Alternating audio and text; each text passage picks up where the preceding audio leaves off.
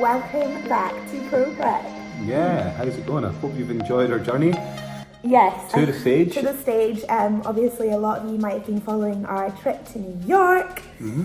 We are just back as of yesterday, and both Andy and I have been wiped out. Yeah. Literally, we didn't. What time did we get up today? Like 1 o'clock, 2 o'clock, something like that. Totally wiped out. And we thought, you know what? This is real. What's going on right here?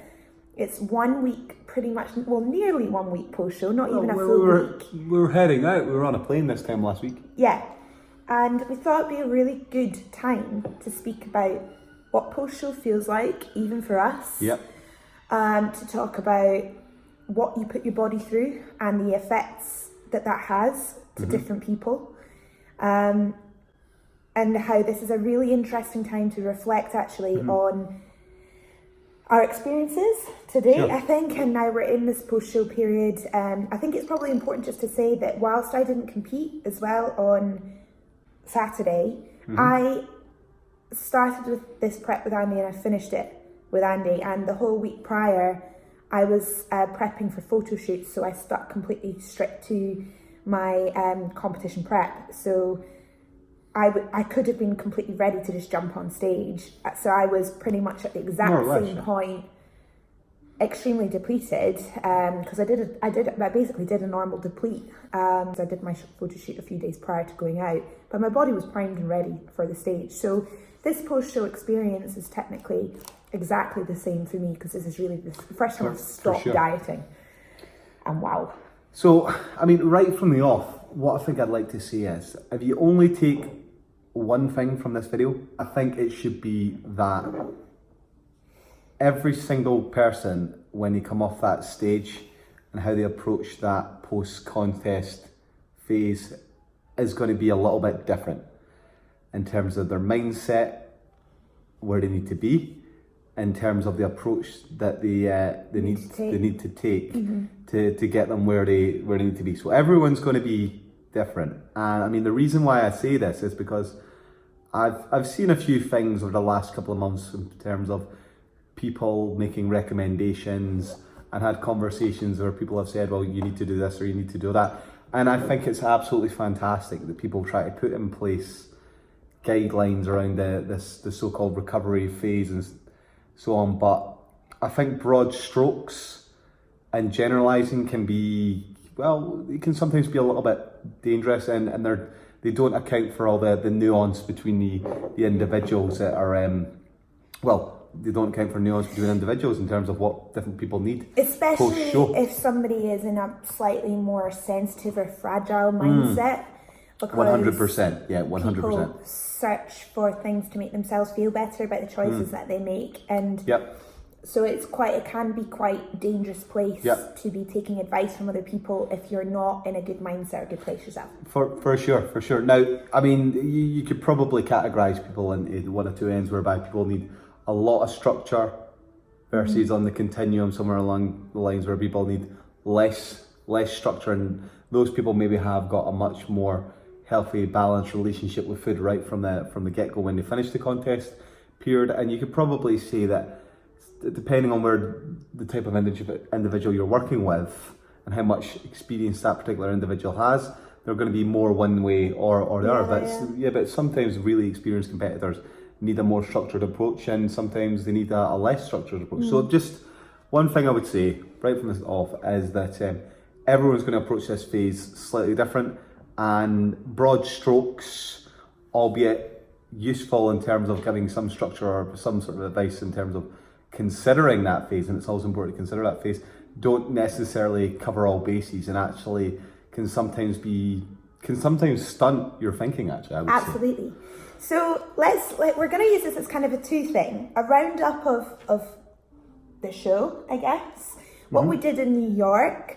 Some of you will have seen the Instagram if you haven't. Yeah, we had a great time. You guys need to go check out our highlight on our Instagrams right now. We just ran around the city like...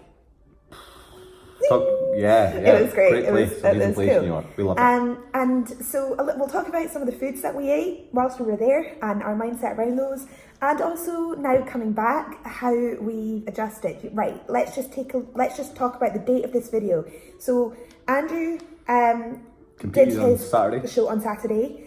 I didn't eat anything off plan at all until he finished. So we're both jumping off stage, and that's when we started to relax on the diaphragm. So that was the 16th. So that was the 16th. Today is Thursday. 21st? The 21st. So that's 17th, 18th, 19th, 20th, 21st. 5 days. So we're 5 days post-show. We're not even a full week. 5 days. How are your abs looking? Bloody. Andy and I had a blur off this morning. But do you know what, right? Who's more watery than Here's one thing, right? Here's one thing, right? Whenever you do a peak week, yeah, I was more worried. but whenever you do a peak week, right? And I've done this over the last couple of weeks. My weight has fluctuated madly from the massive amounts of dehydration. My body's been all over the place, just in general, off the back of just doing those peaks. So I mean, I would have been really watery 5 days still afterwards. Either way. This is a whole video on its own, by the way, is peaking after peaking after peaking, because... Oh yeah, I mean, it's difficult. I'm not sure I would do it again like I did it, but... I mean, because it was like a show, then 2 weeks, then a show, then 2 weeks, then a show. You've done 3, I've done 2, like that. 2, a show, double week, show, double week. Yeah. And the thing is once you've peaked, it takes a whole week for your body to come back to its normal process, it's sort of homeostasis anyway in the prep.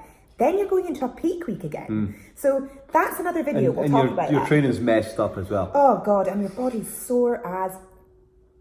Yeah. I don't even know why I did that. So I mean, we're dead watery after a week. So we're blurry, guys. We're blurry after a weekend. Are you cool about being blurry? Yeah, I've no problems at all about being blurry. But I mean, this is one of the things. This is the thing, right? I always say this to my clients, and I take this approach for myself, right? I'm an athlete. And I know I'm an athlete, and I know that to get myself in top physical shape, there's got to be a period of time during that on season where I lose the body fat, I do the peaking process, and then I know that I can't hold that conditioning all year round. Otherwise, I'm going to lose muscle mass, and I'm not going to make improvements. So I know that when it comes to that off-season phase, then I need to regain the weight, and I'm not going to look like I've got fantastic abs all the time, and I'm okay with that because I know that it serves a larger goal that the next time I get on stage, I'm going to be in a better place. So that was really interesting what you just said there.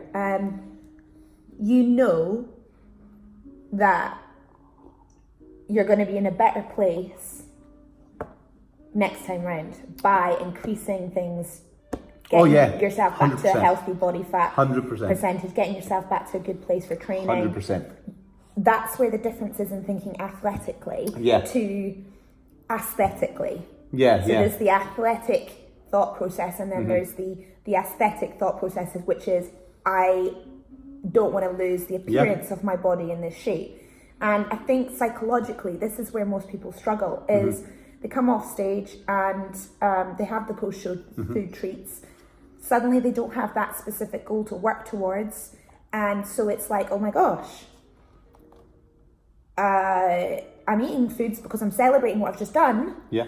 But now what? And so some people, and we've discussed this with a few people post-show, they're not ready to give up the aesthetic yet. They're not ready to kind of let go of the abs or let go of how they look and feel. So they kind of go mold back into their routine or have a mad panic and sort of think, oh my God, I need to get back on it. I need to get back in the gym. I might start ramping up the cardio, or I might start going back to prep. These things are not necessarily they're not right or wrong, but there is a psychological balance you need to find post-show to help you get through this phase. And it's being okay with the fact that you're not necessarily going to be in that ripped, crisp, show-ready state again for potentially a period of time. Certainly, when you're talking about your level, it's just not attainable to continue. I mean, I've seen this before. I've seen guys try to keep themselves in shape post-show, and then they do it for a long period of time. They think they can hold that condition, or they do really slow reverse dieting, and they think that again they can add mass while they're doing it, and all they're doing is they're prolonging the diet. Yeah. So they're not recovering. So hormonally, they're not getting back to where they need to be. Yeah. So testosterone levels don't come back, thyroid levels don't come back to where they need to be in the post-contest phase. Your hormone levels are all over the shop. Psychologically, they've still got disordered eating really around foods. They can't make decisions and they can't make choices. And then when they go to get back on stage, they just look like they've either not made any improvements, or they look like smaller versions of themselves the last time they went out. So or they look stressed, like their bodies look tired and stressed. Yeah, we see that a lot as well. They rarely look better. I mean, I'm trying to think of anyone that's done that approach and has looked better. I can't think of anyone off of the top of the head, not certainly at a high level. I mean, and that's the other thing. When I said right at the start that everyone's different, I've got a different mindset from other people, so it's not a problem for me to come off my diet.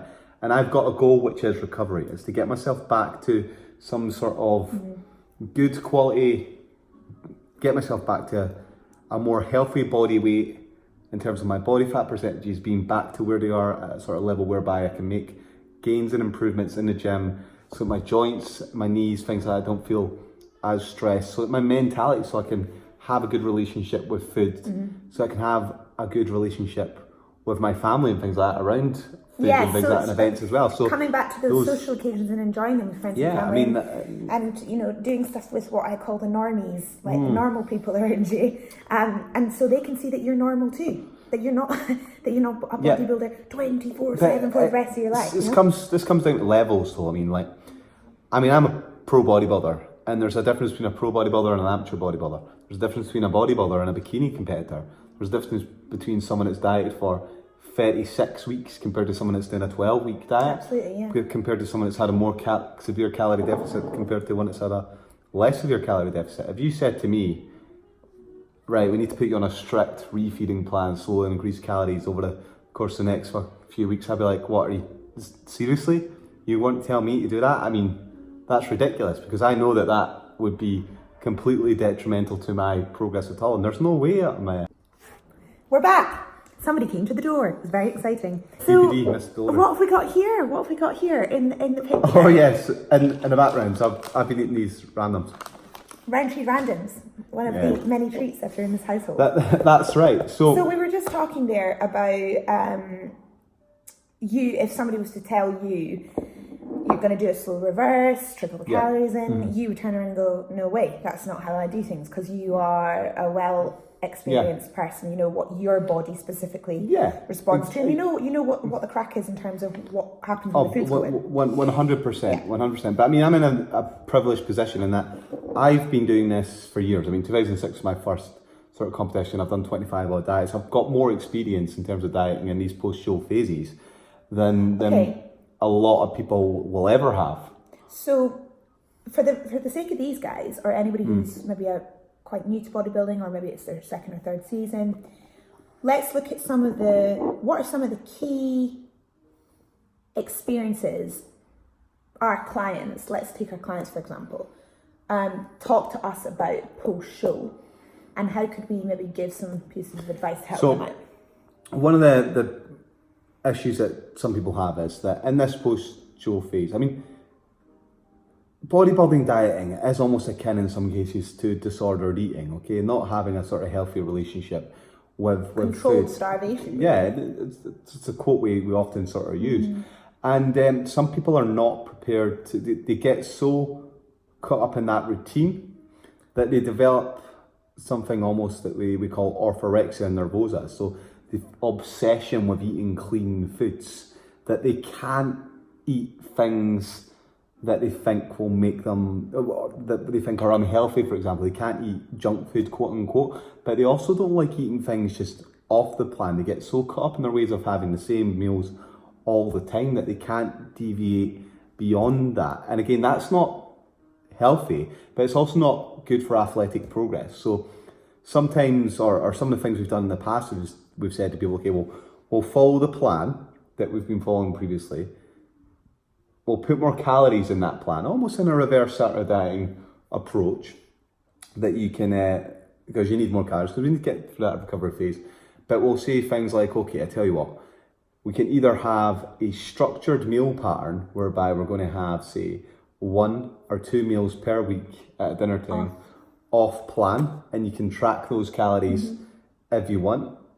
And that some people really don't need to track calories and they really, really want to do it. My preferred option is for them to have those 2 or those 3 meals off plan per week and not to weigh anything out. Just to have it. Just to choice. have it. Have that choice. And preferably you actually go out to a restaurant or something like that and have something like that and have those foods just so they can get used to making different choices, just so they can get out of the habits of weighing things and just get back to sort of some balance, some normality whereby they don't need to put things on the scales all that sort of time. So that's one approach that I think works quite well. Another one is we've put people on plans whereby they've been similar post-show period diets, but instead of having the 1 or 2 meals off plan, they say every single night, and this works quite well for families. We sort of find is you're going to have something different with your family. You're just going to make whatever you make for the family, you're going to have it too.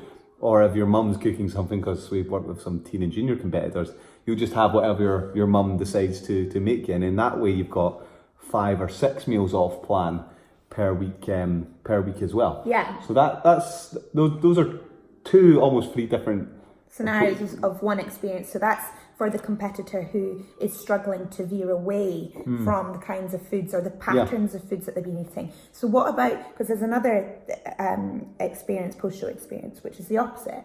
It's the competitor that's potentially been banking, what I call banking foods or treats that they've been wanting to have. Yeah, sure. Coming up to the day, which is which there's an issue with in itself. But I would never recommend doing that. I mean, ever. But, I'm going to have the pizza. I'm going to have the this. I'm going to store my cupboards up with this. I'm going to make sure I bought that. I've got this on my list, and suddenly they've got this list of foods, and it becomes like an obsession. Yeah.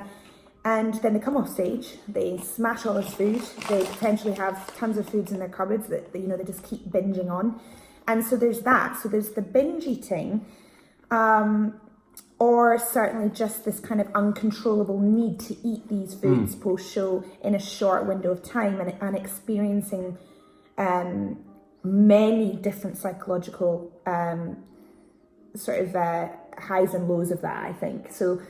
Oh yeah, sometimes there's major guilt associated with them. There could eating be guilt, way too much. there could be actual impact of the food going into the body, the increase, the ghrelin effect of eating the food, wanting you to eat more and more and more, the thermic effect of eating food, my God, sweats, bringing on like night sweats, your body temperature massively goes like to another level, the hormonal injection of the food as well, that kind of, your blood sugars are going up, down, up, down, up, down, and you're certain different ways that you're feeling about yourself. Then there's the actual feeling of the bloat as well, which initially a lot of it will be water, but if you're eating a lot of food in a very short period of time, you're going to be putting on fat, and that is inevitable. But it's, there's a lot of things associated with that. So if we could give some of our experience of that. Sure. Because we have had clients who have experienced this, and it is difficult because you need to find some way of balancing things out to help them get through that, because it's I would say it's something we've all experienced at some point or another, especially in the early stages of I mean that's what you've just said there. I mean, experience in early stages. Once you've done 2 or 3 seasons of dieting, I think you sort of get over that initial binging sort of phase thing. And that's where I can see why having structured plans and things in place can be more useful for people. But once you get past that, and bodybuilding is really a lifestyle for you, I think you're much better at making sensible choices and not doing things like stocking cupboards full of food. So that's one thing I'd say for a start. Buying tons and tons and tons of treats to put in your cupboard prior to the contest diet finishing is not a good strategy. Look at it this way. Not a good strategy. Food is always going to be there. Choice is always going to be there.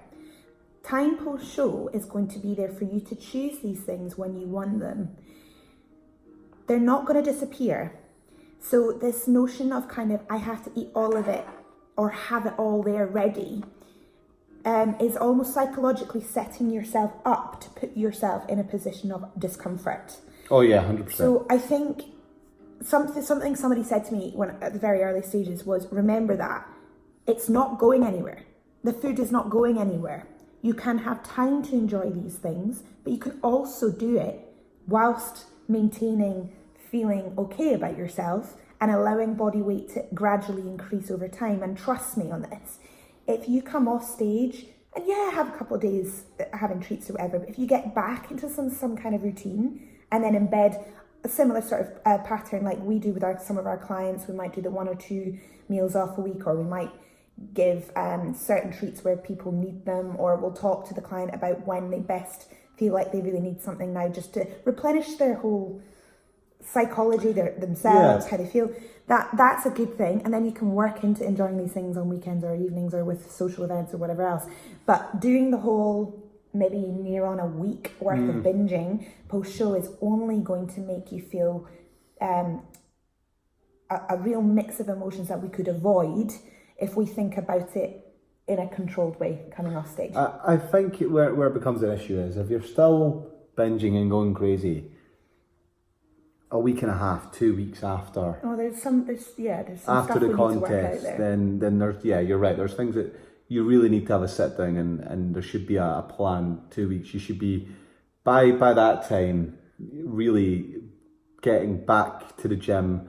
And I'm not saying going full on out competition mode, but you should be easing back in there, getting your training done, having a plan about what you're going to do for the next sort of season, and working on your recovery and getting back to where you need to be in that phase. And the plan should be, in terms of dietary wise, back close to something similar to what you were doing in the previous off season, or if it's your first proper off season, you should have worked out a plan really in that interim time of what you're going to do. And if you want information on that, we've actually done more of a post-show structure about that stuff in another video, so go check that out. So there's a couple of different things. So you've got the person who's finding it hard to veer away from the diet, you've got the person who's binge eating, you've got the person who's maybe like stocked up on foods. Let's talk about the feeling. So how do we adjust to our new bigger body? Because let's be honest, it comes on quite quick, or the fuller feeling of losing those shreds, and now you're a fuller version of yourself, and that transition from that to that, how do we manage that? I mean, because this is something our clients struggle with. I mean, for me, as I've said, it's that having an athlete's mentality, knowing that you need to have a higher body fat percentage to make the gains in the gym in terms of the muscle mass improvements, and also realizing that nobody walks about shredded like that all the time. That it's a myth. Not unless it's like your job, do you know what I mean? Yeah. Like some of these fitness, this is a really important point. Your Instagrammers, your influencers, your people on the socials with the abs out, ripped to hell all year round. Guys, this is their job, and you can probably bet they're not doing this naturally, okay? And that's a whole different topic.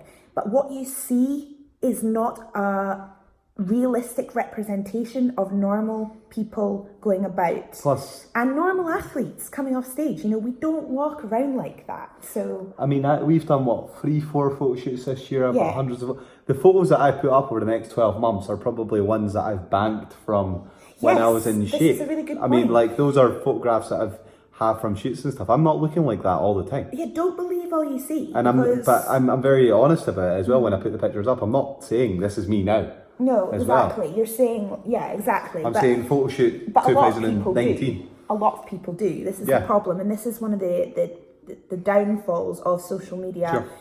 Media, that's what it is. It's there to make you think something from a visual, lacking substance perspective. It's there, it's front. So you take what you can from it and then move on. And that might be, oh my God, that person's ripped all year round. Why can't I be like that? Why am I not like that? So to bring it back though, I mean, in terms of the adjustment, I mean, I'm very aware, like I say, I need to have the body fat on me to make the improvements. So I've got to be okay with it. At the same time, I'm very aware that nobody's walking about looking like that all year round as well.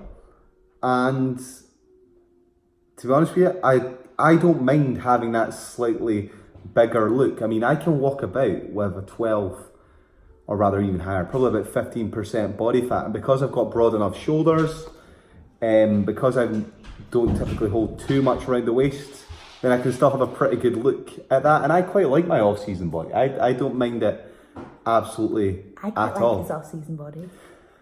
And she quite likes the off-season body as well. So I'm big, I'm strong, I feel good about myself. I'm making improvements in the gym, and like just a bit of tongue in cheek.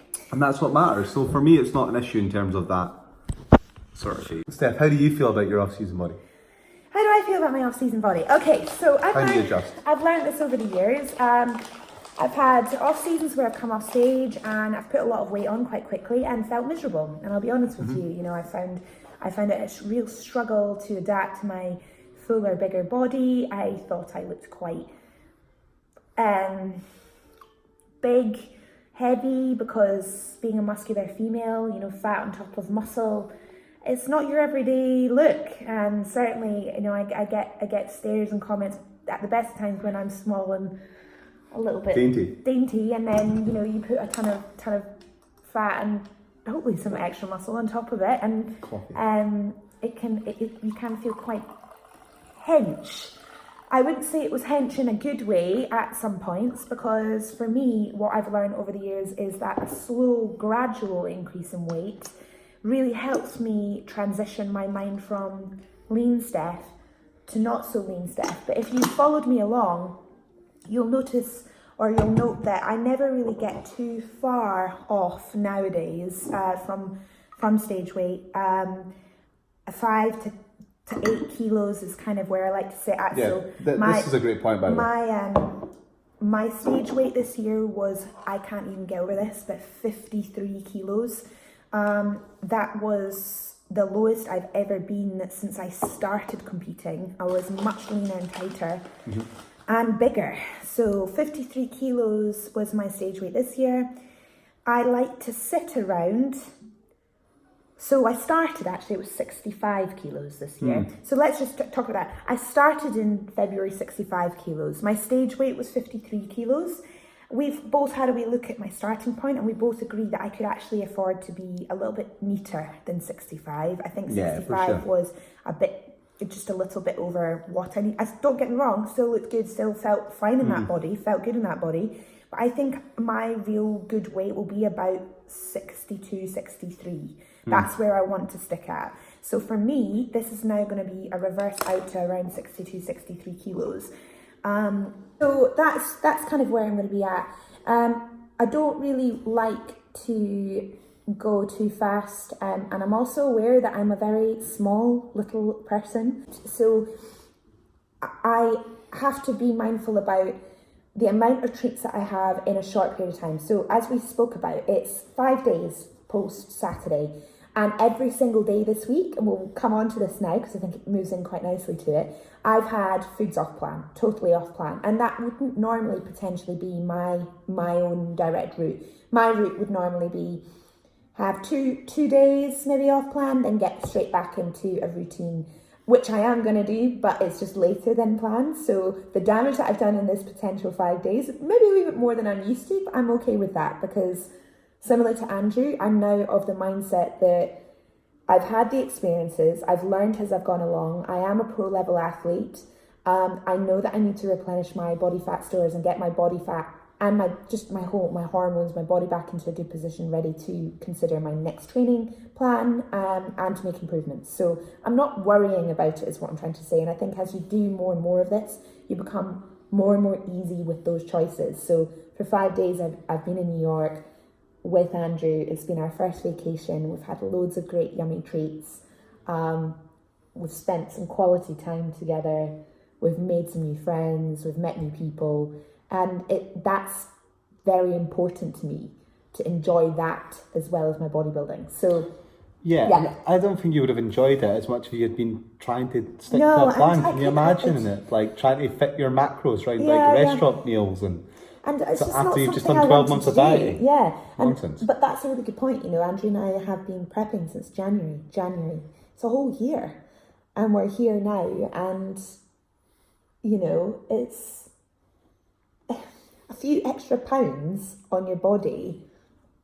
it's not a big deal in the grand scheme of things, is it? You know, no, it's when just you not. when you look at kind of the things that you've got to remember what's important to you as well as the bodybuilding, and of course we want to make improvements. Of course we don't want to ruin, you know, all the hard work you've done, but equally experiencing life is very important, and having that downtime after you've worked so hard is part of the process. For sure. I mean, you said some interesting things actually earlier on there when you're talking about your weight. So you're going to get up to about 63 kilos. Yeah. So here's the thing, like once you start back training, get a couple of like 5-6 weeks under your belt of good intense training again, eating properly and stuff like that, you'll see where your weight is then. And if it's up at 64 or 65 kilos, then you'll know you'll actually have to make some slight adjustments, get yourself down to 63 for the sake of the next lot of prep that you're going to potentially do.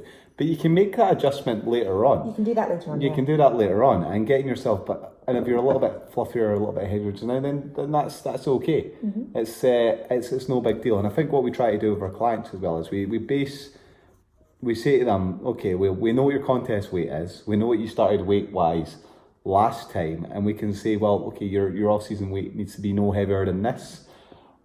Yeah. Or it needs to be around about this. And if their weight starts creeping up and up after that post-contest period, then we can say, okay, it's time to rein it in a little bit and slow it down a little bit. So having the goal of trying to recover first and foremost, and then having a maximum sort of weight will really help you. And we sort of base the off-season weight, etc., on what their previous contest weight was, but also on what they're looking like at the time, because your body can be different after you do your first set of shows, because you're just better at dieting, you're better at training. Sometimes at this point it's good to get like a hormone panel done, or your actual your blood work done as well, if you're interested in that side of it, to see, you know, where everything is lying, so that you can get things back balanced as well, if that's something that you're interested in knowing a bit more about, your iron levels, you know, all these different things as well. I mean, if I was to recommend that for getting it done, I think I would say get it done at the probably about 6 weeks into your off season, once you've started training and everything's sort of on point again, and that'd be a good sort of base level. Probably get it done again at some point, maybe 12 weeks later during the off season, and then get one done prior to starting it, and then you'll have free measurements to know what your normal sort of levels are, and then probably every 6 weeks in the contest dieting phase is maybe where you'd want to get one done there after that, so you can see how that's affecting you. Exactly. Sorry to interrupt you there. And maybe it's something more the advanced trainer does, but certainly we as coaches like to understand these things too, because it really does help us with your diet and your training. So I mean, if you can afford it, layer, and if you can afford it, and certainly there's a few interesting websites that you can use, like MediChecks, etc. But that's something we talk about with our clients as well. So there's that. Now that we just spoke about foods, let's talk about our 5 days worth of foods. Our 5 days worth of foods. Gosh, where to start? Well, we couldn't get any food. We did have a couple of things that we wanted to hit in New York, because one of the key things with doing shows abroad, of course, is you're experiencing a different culture, different cuisine, or foods, or whatever. So we did, when we say don't have a list, we had a couple of things we wanted to do, of course. I mean, America is the junk food capital of the world. Let's be frank. It's dangerous. It's just what they've got. So I mean, but dangerous. And when you're in New York, there's a few things you wanted to do. So you get a pretzel. Oh my God, the pretzel. You want to get a hot dog. Hot dog, pretzel, pizza, of course. Italian being pizza, the American, Italian, New York vibe, we had to get pizza. We wanted to do a bagel. A bagel. Andy and I, we had a couple of things we really wanted to do. We wanted to go and have a couple of drinks at a jazz bar. Yeah, we went to that. Which we loved. It was great. We wanted to enjoy some just good treats. We went to the Hard Rock Cafe. Oh yeah, we went to get a burger because we're in America. Yeah. So we did the burger thing at the Hard Rock. A bit of a post-show treat, plus birthday treats, plus everything else. I mean, these are things I would have had on a list anyway if I was going on a holiday to America. Yeah, to go and do these sort of things. Have a sundae. Yeah, that was for your birthday as well. We had that. That was pretty fun. That was at the Hard Rock Cafe. That was so embarrassing. That was good. They did the whole like sparklers, happy birthday. Yeah, thing. Candles, the lot. It was great fun. Really You've nice. Gotta do it. Yeah, I've got to do it. Waffles. I mean, that's an American treat that I indulged as well. Had some of those things. Yeah, so like, we just kind of went with the flow, really, and enjoyed these foods, didn't think about anything, had them when we want, didn't have a structured plan, didn't have structured times to eat. We still did like breakfast, lunch, dinner, basically. It's just we didn't account for what those things were. Yeah, and it's New York, you're on your feet. And then if you wanted to have like... steps a day, guys. Yeah, we did do that. And then... That's why we're so tired. Like, we just wanted some snacks here and there, we did it, so... Yeah, we did it. We did lots of little snacks. We drank some alcohol. We had fun. Yeah, alcohol's an interesting one, because I know a lot of bodybuilders don't drink. I don't mind drinking. I like a glass of red wine. I like a Prosecco. I like a whiskey. I'll tell you, your new lower body weight, and when you're so dehydrated, it does go to your head a little bit quicker than it normally would do. Oh so yeah, just and be like conscious of that. you only have to have one glass, and you're literally like out Cheap the date. So some of the, you just touched on something there as well, like some of the variables that you're right. So let's talk about the stress on your body. Oh God, yeah. Post show. Well, you're dehydrated, and one thing I always recommend for people is to get some hydration sachets. Yeah, we so did to get that some every salt, and water, and a tiny little bit of carbohydrate, and you just do that because you will. It takes you days to get rehydrated. Days to get your hydration levels up. I mean, it didn't help the fact that we travelled, because travelling on a plane, that dehydrates you. Oh God, we got off the plane in Aberdeen from New York, and I swear to God, our ankles were like the size of like tree trunks. I felt like I was walking on water. He got off and he was like, "You're gonna have to slow down, Steph." My knees and everything were like killing me. That's exactly how it was. So you've got that, right? So you're so dehydrated, so you need to get hydrated. But you're like puffy full of water. And the tan as well, just like makes your skin dehydrated. Like I've still got tan on me. Like look at his knuckles. Yeah, they're terrible. No, but it's just what happens. It's just a thing. Yeah, you see it. It's so bad. So the tan is like bitty and your skin is dry. Like I said, you'll go through moisturiser like no tomorrow. By the gallon. By the gallon, yeah. You've got the fact as well that again we've done the peak week and the water's all over the place as well, so it doesn't know where it wants to go. Yeah, check that video out. So you've got that, and then if you're eating food and you're eating things that you're not normally eating a lot, so your guts can just get messed up. Totally. Like you just the gas you get can be unbelievable. You can get heartburn if you overdo it. But we're not even talking that much more food. I mean, your stomach shrunk after eating lots of multiple small meals, little and often, and you're not eating the calories. So as soon as you eat something in a slightly larger quantity, then just... your sides hurt. Yeah, they do. Like, I woke up a couple of days this week and I said to Andrew, I was like, it feels like somebody's been punching me in the sides. Yeah. It's just the expansion of your midsection. Yeah. And of course, like, your kidneys being, like, rattled if you've had a drink or whatever. But also just the amount of stress that's going on there. And also, Andy and I had like you just said, had the travel on top. Our body clocks were completely whacked, guys. Like, we've not slept for days, like literally days. And to touch on this, the show day, we were at the venue at 7:30 in the morning for the WNBF Worlds. We left the venue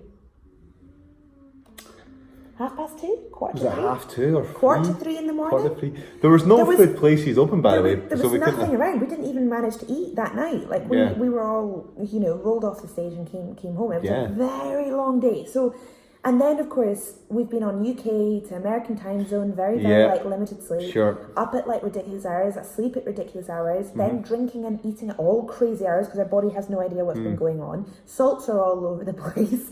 Dehydration. You can imagine the stress your body's under at this point. I couldn't have trained at all during that night. Like, some people were training like no chance. Like, there's like training, no chance. Like I can have time off the gym. And there's no amount of, guys, I'll say this a lot, there's no amount of training that's going to compensate for the amount of food and things that you just smashed the night before. That's guilt training. That's not... I like that expression, guilt training. It's not thinking sensibly. Look, be aware of yourself. Learn and allow yourself to be. You've maybe eaten some nice foods, you've had some treats. It's going to be all right. You can get back into your routine, but don't put yourself, that not only are you putting your body under that pressure with all the foods and the changes of foods and maybe the sleep or maybe the water after the peak week or whatever it is, you're then adding another layer of extreme stress on your body by getting up the next day to try and go and smash a 20k run or flipping lift your PB. And you will hurt yourself. You will hurt yourself. Your body is not ready. It's not primed, and no amount of that is going to undo what you've done the night before. So just do yourself a favour and enjoy things for what they are, and then when you're ready, get back into routines. That's my 2 pennies worth. I've been there. I've done the guilt 20k run. Trust me. I've learned from it, so I'm feeding back to the greater population, I reckon. Okay, so we'll wrap this one up then. I think let's get some summary points then. Summary points. So everybody's different in this post-contest week phase, right? Everyone's different. Some people need the structure.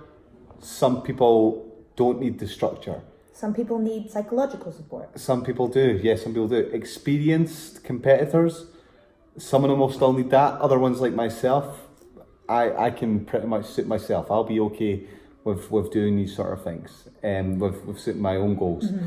Recovery is important. Recovery in terms of getting your body back to normal physiological functions, which means higher body fat levels. Absolutely, yeah. And psychologically having good relationships with food again is important. So that does mean you're going to have to put on a little bit of body fat. You're going to have to get used to being in a larger body if you're a man or a woman. But you will be more productive in the gym, and it will allow you to make the progress that you need to be able to make. You'll be more cognitively efficient as well. You will. You'll suddenly start to realise like you're more creative, you're more effective at your jobs. Mm-hmm. You'll be more in every walk of life. Really, and it does, and you should look forward to these things, guys, when you come off stage, because there are good things that come from just increasing your body weight and getting on with life.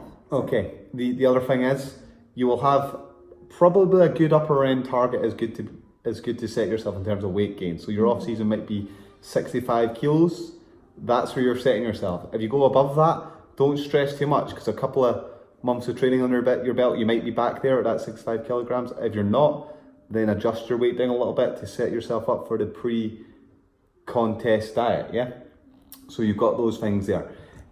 Myself and Steph, we really enjoyed ourselves in New York, and we had a plan in terms of there were some foods that we wanted to eat. We didn't go absolutely crazy. I mean, we're joking a lot here in terms of we didn't go down, guys. We just had a few nice. But we had some nice foods, nice bits and pieces, and we're probably looking at getting back in the gym and training again. Probably in about, well, for me, probably in a fortnight's time. 2 weeks time. Yeah, we'd like to take a bit of recovery time right now. From there. Okay, so those are our summary points.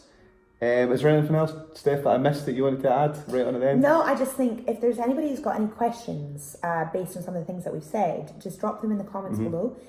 We will probably follow on and do other videos around recovery, but if there's a couple of points that come through this that you want us to talk about, please do tell us, because we're going to try and get these more regular now that we've come out of the back end of a very, very intense prep. Yeah, that's it. So there'll be more videos coming at you. Yeah, a lot more. Pro prep team, yep, growing by the minute. We're really, really happy. Sure. We're only going to be taking on a couple more people this side of the year. So if it is something you're interested in coming into off-season or competition prep, or you're generally wanting to make a kind of a change, please do let us know, because we love working with you. On our journey, next steps, we'll do another video on that. Yeah, cool. We're just making plans. Yeah, so, guys, we're really looking forward to sharing more with you. Pro Prep signing out. Check us out on the YouTube channel, Instagram, Facebook, and check out our website www.proprepcoaching.com. Catch you guys later. Peace.